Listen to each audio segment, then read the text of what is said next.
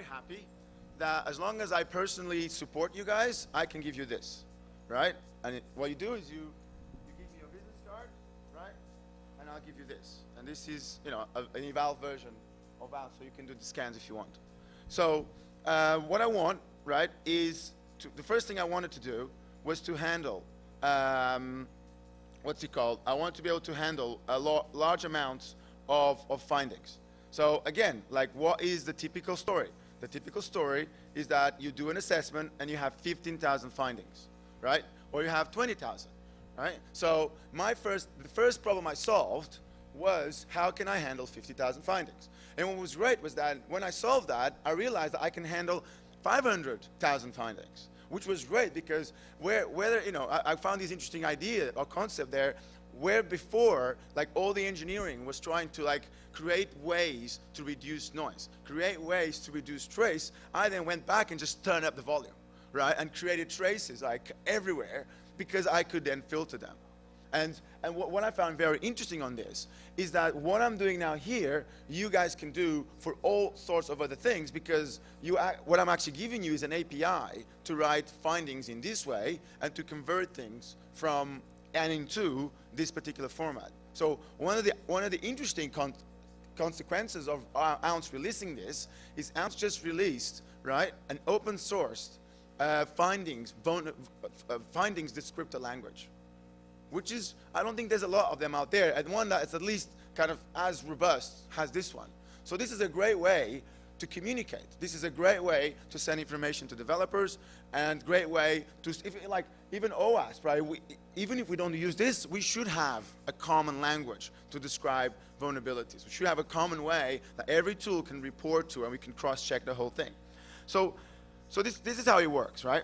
I created this thing, and basically you drag and drop the assessments there, and then let's start running some searches. So first one, I can just find, I know you guys can't see a lot of this. Actually, let me just run the magnifier on this. At least you have half a chance to catching up. Where the hell is it? But what I have quite a lot of stuff as usual to go through. So the main thing I want to show you is what can be done. And when I go under the hoods, which is in the second part of this presentation, this gets even more interesting. So this is just a way to filter data, right? I drop my assessment files there, I run my search here, and this way I'm just searching for, okay, let me actually change something here, because you guys can see that. So let me do that. So at least we sort of there. Okay, so that just says vulnerability type. I search for everything. This is a regex, so I can type, you know, a proper regex here, and I just get a list of stuff here. Now, my whole logic was asking questions. So I have this. So a simple question: what are all the sinks, right, that exist? Okay, there we go. What about the lost sinks? What about the known sinks? What about the files that it loads? What about the sources? So everything that I was adding here was that I literally was doing an assessment, had a question, ooh, I want to do this, and I would stop, like, pause that, go back, add the feature, come back, and then continue the assessment. And it worked really well, because I was only developing features, right, only in brackets, because there's, you know, kills of them in there, but I was only developing features that make sense.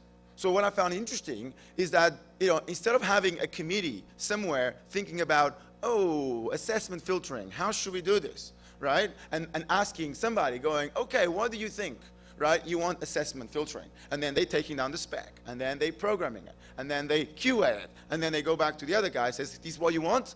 He goes, that's great, but actually, can you do this, this, this? And he goes back again, and he goes. And then 2 months later, he goes back. So basically, from my view, is that I implemented what I wanted. So the idea of open source, you guys should do the same thing, right? You guys should mold this to the way you want to think. And probably a lot of the functionality you want, it's already in there.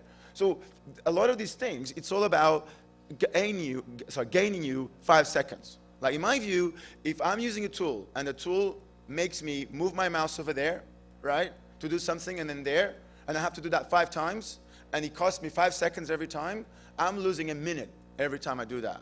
Because every time that I lose my flow, it takes me back time to actually regain where I was. So I would love to have a Minority Report world, right? My perfect model is like, you have this massive screen and you're just like flowing things around and you're grouping them here and you're throwing them there, you know?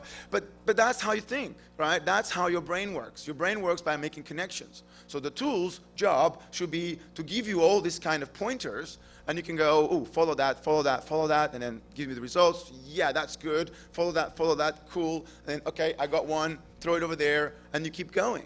And because that's how, at least my brain, kind of works. So this is just a very simple view of the information. So here's a very simple trace, right? Let me just clean this up a little bit so you can see more of the things. So, and again, like I was able to really experiment with the way these things can be displayed. So I was, and this is, easily version 5 of this GUI.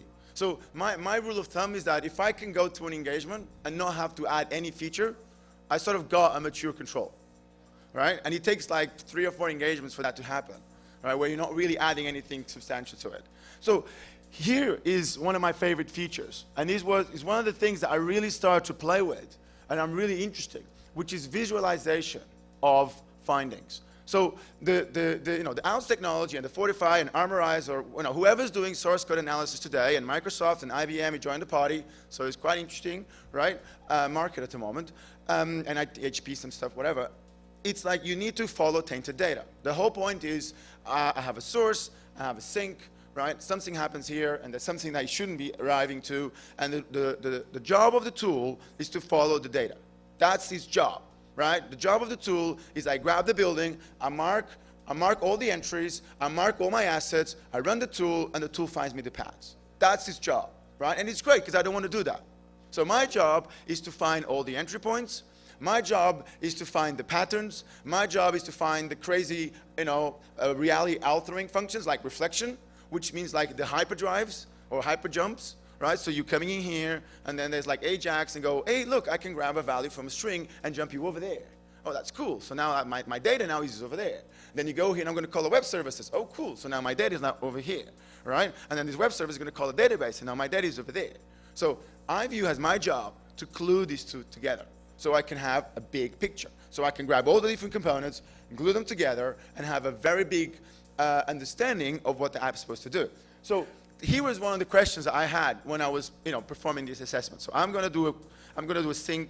So I want to find the ones that have SQL injection. So I'm basically running a script that says find me all the all the findings that have a sync with SQL. So here is one of the things. Wait, sorry. Okay. So here is something that is quite typical. Okay, the way you read this is basically, you see the numbers there? So you go 0, 1, 2, 3, 4. So that's, the numbers tell you the call sequence. And it's one of those things that it might not be as obvious, and there's a bit of a problem that every graph looks different.